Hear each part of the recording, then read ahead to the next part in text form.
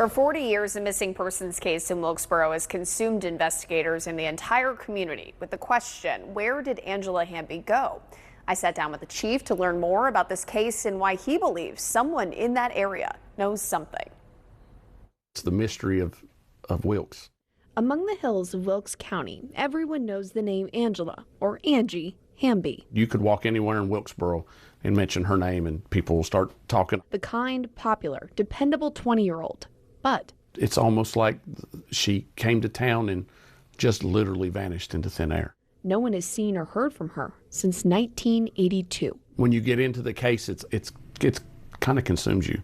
Chief Jason Delbert is one of a handful of investigators who had the Hamby case passed down to them since the 80s, working it from 2019 until he became chief. When I got into it, when I first got it, I sat and read it for days and days. And I mean, you get in and read it and you're like, oh, I can figure this out. And then there's so much information. The case starts simply. It was October 29th, 1982. She left her house about, I think it was 9:30, her mom said. She was going to town to North Wilkesboro. She needed to run to the bank and a few other errands before going back to her home to pick up her mom to go shopping.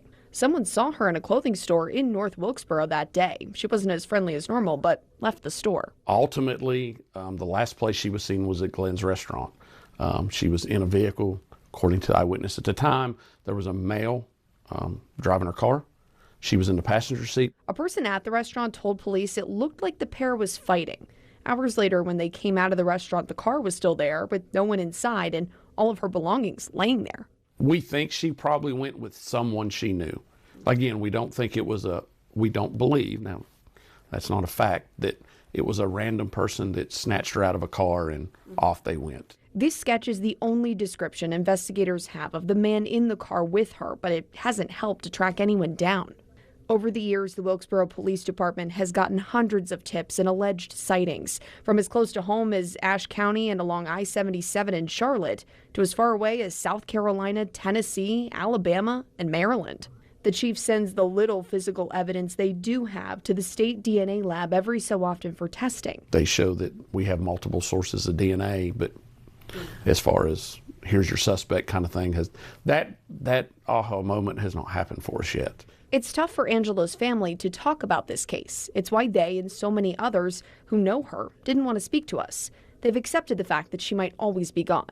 But I don't know that you could you ever give up hope on a family member? I don't think you could. I don't think I could, and I don't think most people could. And Chief Delbert believes the answer to this case could be right next door, walking the streets every day, or hidden in an old family story. Someone in this county knows something. No one has come forward and told us. And no matter how cold the trail, there's always hope the answer could be right around the corner. The several before me have not been able to do it. I would love to be not the one who does it, be a part of or see it solved before my career ends. If you have any information that could help Wilkesboro investigators, you can call the department at 336-667-7277 or Wilkes Crime Stoppers to report a tip anonymously. You can call them at 336-667-8900.